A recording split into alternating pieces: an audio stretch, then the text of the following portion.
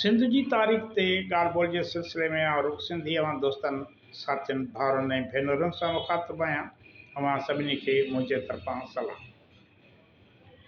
पाण सिंधू माथिरी यानी क़दीम सिंध जे तारीख़, उन जे हीरोज़, उन जे बंदरगाहनि, क़िलनि, कोटनि, तारीख़ी माॻनि बाबति अवां खे आगाह कंदा रहिया आहियूं।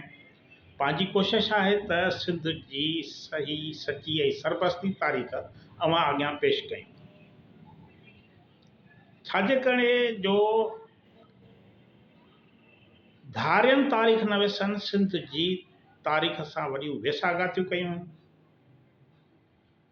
सिंध जी जेको सिंध जो सिंधी माण्हुनि जो सिंधी क़ौम जो रोशन रुख़ आहे, उनखे दुनिया आॾो निर्वाह न कयो आहे, ज़ाहिर न कयो आहे।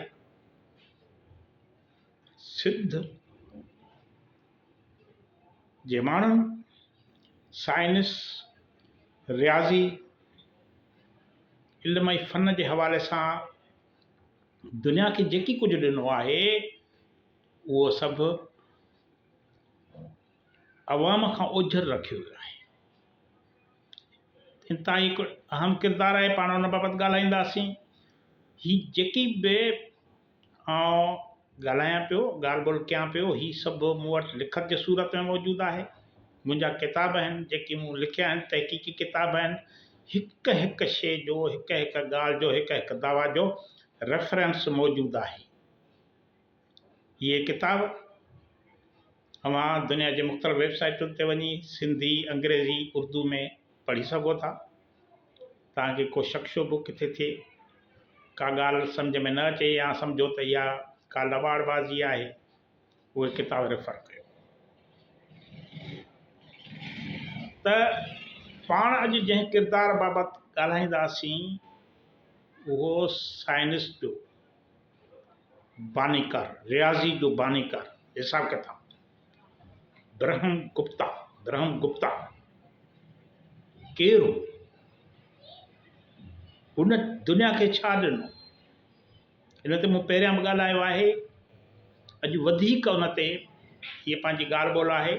ब्रह्म गुप्ता हुन जूं ईजादूं। ही क़दीम सिंध जो हिकिड़ो हीरो आहे, क़दीम सिंध जो हिकिड़ो साइंसदान आहे। उहा क़दीम सिंध जंहिंमें कच्छ, भुज, काठियावाड़, राजस्थान, मौजूदा पंजाब, बलोचिस्तान, कश्मीर, इहे सभु इलाइक़ा शामिल हुया। ही पाण अॼोकी नंढड़ी सिंध जी ॻाल्हि नथा कयूं, पर क़दीम सिंध वसी जेका कश्मीर खां कराचीअ ताईं हुई, उन बाबति ॻाल्हायूं था। असां उन जा धणी ऐं वारस आहियूं। हिन सॼे खिते में जेके माण्हू रहंदड़ आहिनि, उहे सभु हिन जा वारस आहिनि। हाणे ब्रह्म गुप्ता आहे, उहो रियाज़ी ऐं फ़ल्कियात जी तारीख़ जेका आहे, या रियाज़ी ऐं फ़ल्कियात जी जेका उनजी जेका दुनिया में पहिरियों भेरो तारफ़ कराईंदड़, ईजाद कंदड़, हिसाब किताब जो इल्मु ईजाद कंदड़, फ़ल्कियात बाबति थ्योरी, साइंसी थ्योरी पेश कंदड़ पहिरियों माण्हू आहे।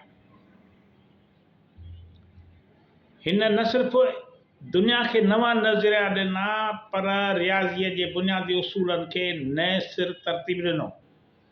हिन जो लाॻापो क़दीम सिंधू माथिरी जे शहर भेलमाला सां, जेको अॼोके राजस्थान ऐं गुजरात जे सरहदी इलाइक़े में वाक़िअ आहे। क़दीम सिंध जो शहर भेलमाला सां संदसि इल्मी वरसो जेको आहे, उहो अरब, लातीनी ऐं मग़रबी दुनिया ते पहुतो। अरबन जो थो, अरबन हुन जा किताब तर्जुमो कया। यूरोप ताईं पहुतो। संदसि इल्मु, संदसि किताब, जिन मां हुननि फ़ाइदो हासिलु कयो। हाणे ब्रह्म गुप्ता जेको आहे 598 ईस्वीअ में, 598 ईस्वी में भेलमाला राजस्थान जेको क़दीम सिंध आहे, हुन में ॼाओ ऐं 668 में वफ़ात कयईं। भेलमाला गुजरात देश जे गादीअ जो हूंदो, जेको क़दीम सिंध जी वॾी हिकिड़ी रियासत हुई। हिन जो दौरु इल्मी फ़ल्कियाती ऐं रियाज़ीअ जे तरक़ीअ जो दौरु हो, जंहिंमें हिन पंहिंजा ब्रह्म गुप्ता पंहिंजा नज़रिया पेश कया। ब्रह्म गुप्ता जा ॿ अहम किताब रियाज़ी ऐं फ़ल्कियात जी दुनिया में संगे मील सम्झा वञनि था। ब्रह्मा सप्ता सिद्धांता 628 ईस्वी। हिन किताब में अलजबरा, ट्रिग्नोमेट्री ऐं जोग्राफी ऐं ख्वारिज़मियात जा बाब शामिल आहिनि। ब्रह्म गुप्ता पहिरियों शख़्स हो जंहिं ज़ीरो जी अहमियत ऐं इस्तेमाल खे वाज़िह कयो, माना दुनिया खे ज़ीरो ॾींदड़, न त 1 खां 9 ताईं अॻिते अंग ई कोन हुया। हुन ज़ीरो ॾिनो जंहिंमां ॾहाका 100,000 करोड़ अरब ठहिया, हुननि पंहिंजी शिकिल वरिती। हाणे हिन जो ॿियो किताबु आहे खुंदा खादिका 665 ईस्वी में लिखियलु। हीअ किताब अमली फ़ल्कियात ते मुश्तमिल आहे। फ़ल्कियात सितारनि जो इल्मु, आसमान जो इल्मु, जंहिंमें वक़्तु, गिरहनि ऐं फ़ल्कियाती हिसाबनि जा तरीक़ा बयानु कया विया आहिनि पहिरियों दफ़ो दुनिया में। ॿी तमामु वॾे में वॾी हिन जी ईजाद आहे कशिश शकल जो नज़रियो। पहिरियां त ईअं सम्झियो वेंदो त हीउ न्यूटन जो नज़रियो आहे, न्यूटन ही नज़रियो पेश कयो कशिश शकल जो, पर कशिश शकल जो नज़रियो ब्रह्म गुप्ता 628 ईस्वीअ में बयानु कयो। गिरोत्वाकर्षणम जे नाले सां हिन कशिश शकल खे गिरोत्वाकर्षणम जो नालो ॾिनो, यानी छिकण वारी कुवत, माना छिकण वारी छिक कशिश। ही नज़रियो न्यूटन जे नज़रिए खां सदियों अॻु पेश कयो वियो, माना कशिश शकल जे नज़रिए जो बानी न्यूटन न पर ब्रह्म गुप्ता हुयो। असां नथा चऊं, दुनिया थी चवे, अॼु दुनिया उनखे मञे थी।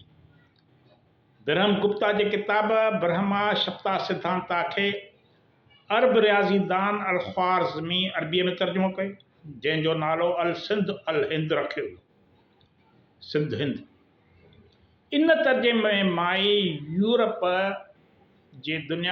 जे साइंसदाननि ज़ीरो जो तसवर हासिल कयो। ब्रह्म गुप्ता जो ही किताब लातीनी ऐं ॿियनि यूरोपी ॿोलियुनि में तर्जुमो थियो। ब्रह्म गुप्ता जे इल्मी विरसे जो असर इस्लामी साइंसदाननि, मुसलमान साइंसदाननि, अरब साइंसदाननि, ख़ासि तौर अल ख्वारिज़मी, इब्न सीना ऐं उमर ख़याम ते पियो। संदसि नज़रिया यूरोप जे निशात सानिया दौरान रियाज़ीअ जा बुनियाद बणिया। ज़ीरो जी ईजाद, अलजबरा जी तरतीब ऐं फ़ल्कियाती हिसाबनि जी वज़ाहत खेसि आलमी इल्मी विरसे जो हिसो बणाए थी। ब्रह्म गुप्ता न फ़क़ति रियाज़ीअ जे इल्म खे न सिर्फ़ तरतीब ॾिनो, पर सिंधु माथिरीअ जे इल्मी रवायतुनि खे आलमी सतह ते मुतारफ़ करायो। संदसि इल्मी कारनामा साबित कनि था त सिंधु माथिरीअ जी तहज़ीब इल्म, फ़िक्र ऐं तख़लीक़ जे लिहाज़ खां दुनिया जी अॻुवाण हुई। ब्रह्म गुप्ता जी इल्मी वीरास अॼु बि रियाज़ीअ जे बुनियादी उसूलनि में ज़िंदा आहे। हाणे हे ब्रह्म गुप्ता बाबति मूं जेका गुफ़्तगू कई आहे, उहा का हवाई तवाई ॻाल्हि न आहे। उन बाबति दुनिया जे मुख़्तलिफ़ ॿोलियुनि में किताब मौजूदु आहिनि। ब्रह्म गुप्ता जा पंहिंजा किताब दुनिया जे मुख़्तलिफ़ ॿोलियुनि में तर्जुमो थियल आहिनि। को बि दोस्त रेफर करे सघे थो। कुझु किताब जेके आहिनि, इन में माइकल हैमिल्टन मॉर्गन जो हिकिड़ो किताबु आहे लास्ट हिस्ट्री, या नेशनल जोग्राफिक वाशिंगटन तरफ़ां 2008 में शाया कई वई आहे। उन में सॼो ब्रह्म गुप्ता जे ईजादुनि ते लिखियलु आहे त ही सिंधु माथिरीअ जो फर्ज़ंद दुनिया खे छा छा ॾेई। पिकोवर किलफोर्ड जो किताबु आहे 2008 में छपियो आहे, Archimedes to Hawking laws of science and the great minds behind them, माना साइंस जे पोयां कहिड़ा वॾा ज़हन मौजूद हुया। ऑक्सफोर्ड यूनिवर्सिटी प्रेस ही किताब 2008 में शाया कयो आहे। माइकल ब्रेडली जो किताब आहे द बर्थ ऑफ मैथमेटिक्स, पढ़णु घुरिजे, जिन खे सिंध जी ख़बर न आहे उहे ही किताब पढ़नि। The birth of mathematics ancient times to 1300। Infobase publishing वारनि इहो शाया कयो आहे 2006 में। इन में मैथमेटिक्स जी बर्थ प्लेस सिंध खे ॼाणायो वियो आहे। Dana Mackenzie the universe in zero words किताब आहे। The story of mathematics is told through equations, Princeton university press छपियो आहे 2012 में। माना ही सभु किताब दुनिया में छपिया आहिनि। हुननि ॿुधायो आहे त ही सिंध जो फज़न छा असां नथा ॼाणूं, असां पाण खे महदूद करे छॾियो आहे। दुनिया थी ॿुधाए त तव्हां छा ॾिनो। तव्हांजी वॾी वॾी महिरबानी।